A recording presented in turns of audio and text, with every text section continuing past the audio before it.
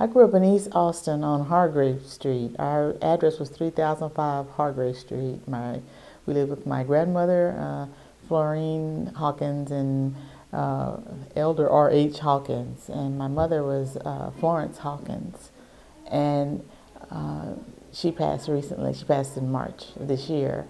She had 8 brothers. It was 8 of them. It was 6 girls and 2 boys, and the boys were on either end. So the youngest is a boy, Benny Hawkins, who's an architect here, and then the oldest is Ray Hawkins. But we grew up on Hargrave Street until my parents got a house. I think my mother worked for J.J. Seabrook at Houston Tellison, and he got a lot of those people that worked for him houses. And so he was like, well, do you want a house? You know, so of course he said yes. So they moved to 19th Street, Martin Luther King Street now. I don't remember what year that was that we moved there. But that's basically where I grew up until college. And then when I went away to college, they moved. And well, they told me where they moved to. I'd come home from college, but I grew up in East Austin. I went to Blackshear Elementary School from the 1st through the 5th grade. It was totally segregated, except I had my first Anglo teacher in the 5th grade, a lady named Miss Williams, and I always tried to be very nice to her because I could tell she was young and very nervous. And then in the 6th grade, I went to Pecan Springs, and from there, to Pierce and Reagan and LBJ. Yeah, but my grandmother was a maid, and she worked outside the home, but she didn't work outside the home until they were all like almost grown. And then my grandfather always did yards. He was a yard man, and he did yards in Terrytown, for rich white people. And my mother, she was an administrative assistant at Houston Tellison for almost like 30 years. So she worked for Dr. Seabrook and Dr. Delco, Dr. Campbell. She worked for all of them. So I don't know that we really, she didn't talk a whole lot about, the struggle or the old days too much or anything like that. There was that wonderful hamburger place on Rosewood. Our Place or something like that. I think it was Our Place was there, and I remember one of my aunts getting a hamburger from there, and I remember seeing it. I remember seeing that hamburger because I thought it had a little wax paper and stuff, and she would pull that wax paper back, and I remember the sound. I remember thinking, oh my God, that's the best looking thing I've ever seen. So I remember that, and it seems like, well, we couldn't go down to Rosewood. We couldn't go to the park. They wouldn't let us. But it seems like there was like just a whole row of houses, like almost from after the fork in the road to Hargrave. And then, there was a gas station. There was a gas station on Hargrave and Rosewood, and it was full service. And so my mother would stop there, and she didn't pump her own gas. She didn't get out of the car or anything. And they'd wipe up the windows. I remember that. Yeah, I do remember Charlie's Playhouse, though, up on 11th Street, because I think we had a cousin or something.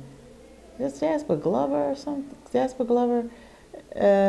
He was a very heavy man, and he used to always be up there. And he went to church with us at Ebenezer, and it seemed like he was connected to that in some way, but I can't remember how. And then I had like a bootleg great uncle who like sold liquor out of his house off of 12th Street, and his house ended up burning down with him in it many years ago. But that was my grandmother's cousin or something. I went to Ebenezer. We did everything. My mother had us at everything. We were choir, we were GAs, we were Girl Scouts for a minute. But the only thing I never did was usher. I never was with the ushers or the greeters. They call them greeters now. I never did that. But just about everything else that you could do, we did. I remember Miss D. Whitty. I remember Virgie Carrington Dinwiddie just walking down the hall with that big bun on her head, and just, you know, it was just like you didn't really, you just stopped whatever you were doing, you know, and you just kind of watched her just, it was like she was on a roller, you know, just, you know. So her and now I remember, and sometimes I really wish we would get back to sometimes some of the hymns. You know, I know that's old school stuff, but man, how great thou art, and blessed assurance, and, you know, at the cross, and, you know, Jesus, keep me near the cross, blessed be the tie, all those songs like that. Those are beautiful songs, and you don't really hear those a lot now. So yeah, so and I didn't know that these people were so good until I went other places. After I graduated from school, from high school, I went to Prairie for a couple of years, then I went to UT, then I went to law school in Houston at Texas Southern. And it wasn't until I kind of got out and saw other things that I realized, and it probably really was only about 3 years ago, what a special environment that really was. You know, as far as the talent and different people. Some of our people were in Citywide, you know, with Miss Sauls, and they did different things. And I still remember some people that we sang with, you know, Freddie Chapman and different people like that, and just how great, Lisa Alexander, Lisa Jenkins, you know, and just how crazy good those people are. Yeah, so very influential. After high school, I went to Prairie View for 2 years, kind of moved around. I did like a semester at Houston Tellison, then I went to UT, and I graduated from UT and with a Bachelor of Arts in drama, and I didn't know what else to do with that. And so then I went to law school at Thurgood Marshall and graduated from there. And I'm licensed to practice law. And I worked for the Department of Criminal Justice for 22 years. Mm-hmm. I would tell them at least take them to church early, so that it's in there, so that a belief in something besides, you know, the here and now, or what you see, or what you're exposed to here exists. I believe that exists. I believe in Jesus Christ and in God, and at least take them early and expose them to that. You know, there's some other principles that you learn, you know, just for living, you know, peace, joy, kindness, you know, patience, self-control, you know, different things like that. So at least expose them to that early on, so that it'll be in there, and hopefully they'll go back. Because we were exposed early on, and then we all went out and did a bunch of stuff, you know, but now it's like, it's really important. So, well, everybody talks about the bike lanes all the time, you know, so everybody's mad about the bike lanes. I think in some ways there's more, well, you know, there's integration, there's more tolerance in some areas, maybe not so much in others, but I don't know what it is. You just have a different kind of sense of pride and community when you are raised in at least to a point, in a segregated community. I hate to say that, I really do, but I mean, in those communities too, anybody could say something to you. You know, everybody probably talks about that, but you know, if I was acting up, or if I was skipping school, and Miss Bradshaw or Miss Frazier or somebody else, some other teacher or somebody saw me and I wasn't where I was supposed to be, they could say something to me. And we were also taught to respect people, and you know, say yes. If people speak, you know, speak back. I think some of us still do that, but then I see a lot of times with some of the younger people, period, white and black, that, you know, this is a human being. This is a human being coming towards you. You know, you're not you don't have to be buddy, but you can at least acknowledge them. You know, what is it with people walking by young and they don't know how to just say, hey, how you doing? They don't know how to do that. I don't know what stopped with that, but I think there's just something kind of missing there. I think just to just speak to somebody just kind of says, you know, I'm okay. We're kind of in this together. You know, whether you're white or black, it's like, hey, but to totally disregard someone that is walking past you, you know, whether you're white or black, it takes you a while to realize that that really says more about them than it does about you. So I guess you know, one of the differences was just kind of people. We were all kind of concentrated, so everybody kind of knew everybody, or if you didn't know them, you kind of knew the family.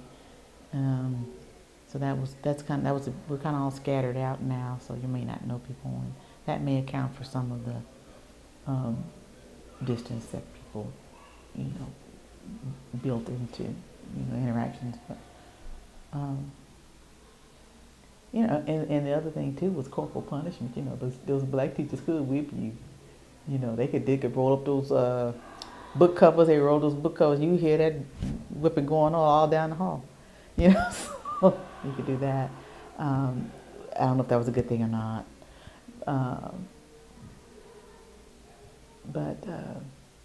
And then we had a male principal too. We had Mr. Rice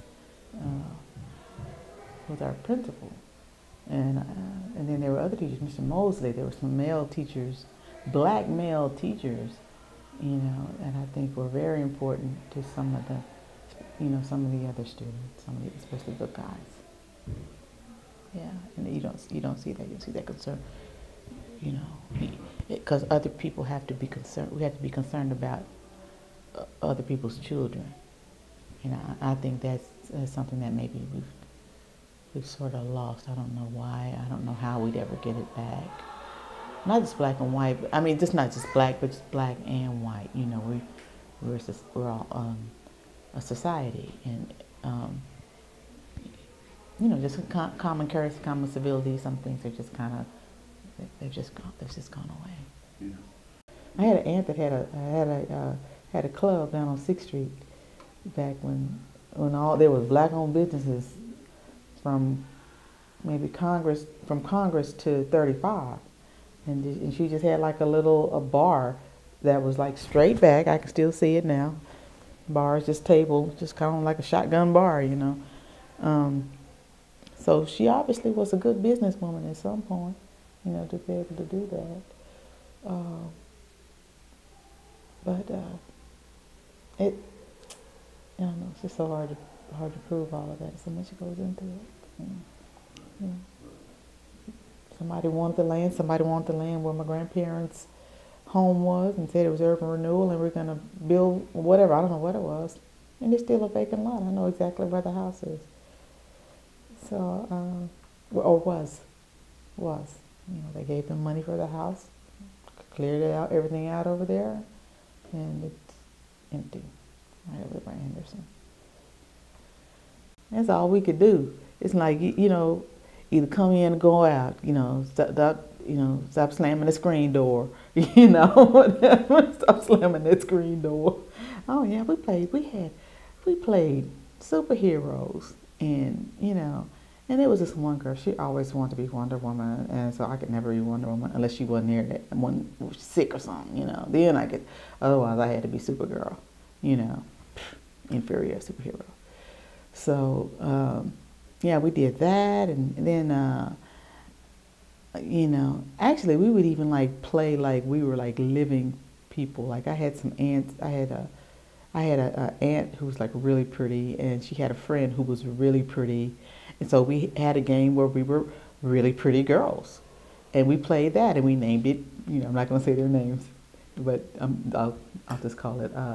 You know, Betty and Bernice or whatever, and that was the game that we played. And you know, so there was a lot of make believe.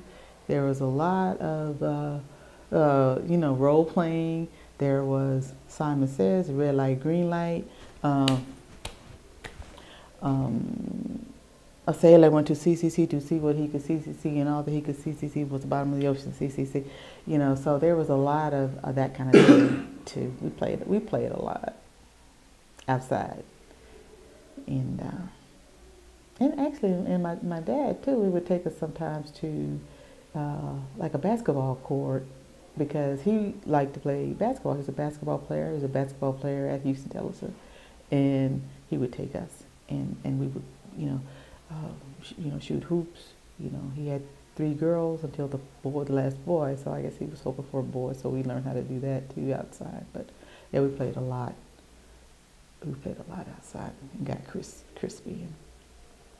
Yeah, actually, yeah, I was a Dolar, Reagan Raiders on the drill team at that time, and I was a cheerleader when LBJ opened up, because, well, I kind of took advantage of an affirmative action situation there, because they wanted diversity. So they wanted like 3 whites, they wanted a Hispanic, and they wanted 2 blacks. And so I went out and got it. And I was on homecoming court too at LBJ. And I was also in drama club, and we did, Hello Dolly, I think it was our senior year. And so yeah, I was involved. And I was in orchestra. No, wait, did I get out of orchestra in high school? I think, yeah, I did. But my sister did not. She was in orchestra all the way through. My other sister was in band all the way through and played flute. And then my brother is Brandon Temple, and he is a drummer, and he still is. I just did something with Brian Burns, and he did a episodic film series. It's called Street Stories, and I played a lady named Mrs. Price, and she's like a raging alcoholic. I'm just kind of interested to see where she's gonna go, but it's on Vimeo. You can get it there, and done a couple of music videos and just a few little things around town. Did an ad for Capital Metro with Third Door, Mary Pat Mueller.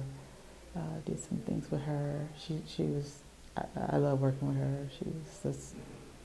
She treats everybody really well. She's a very kind lady. Her office is up on 11th Street now. So I don't know. It's a little late. Sometimes you feel like it's a little late in life, but if you have a passion for something, that kind of doesn't.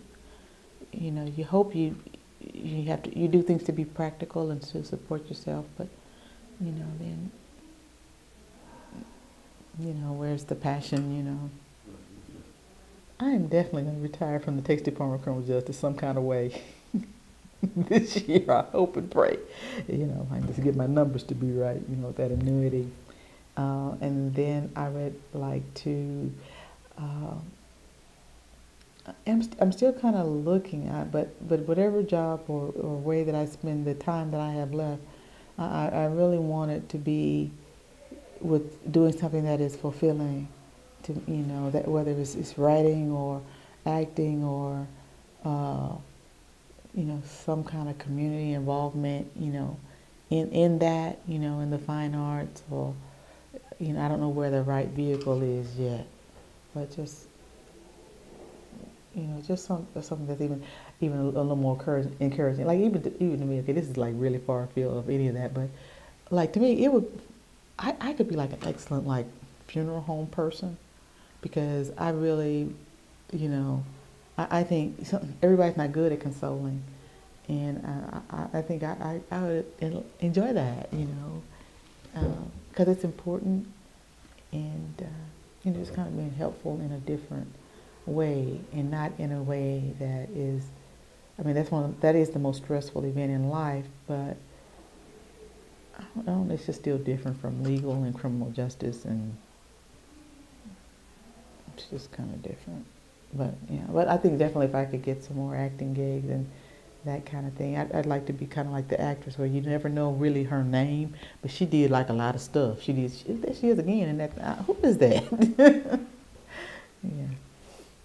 I also would like for Austin to I don't know how people are going to do it, and there's probably a lot more to it than I'm aware of. But there are a lot of artists here, and you know, we're the capital, music capital of the world, and a musician cannot live here and support his family. They can't. You know, I mean, and I work with some of them at the Texas Department of Criminal Justice, and I've seen them in their venue, but they're still having to, you know, do something that almost takes the soul out of them every day because they have family and they need to eat. So I would like to see, I would love to see Austin become like the third coast or something, you know, where, you know, people can actually, you know, make a living here, you know, in the, you know, in the arts and music, you know, if I want to go if I want to work as an extra every day and go just do that, you know, then I can make a pretty good living. I mean, just, I don't know, maybe that's just far afield.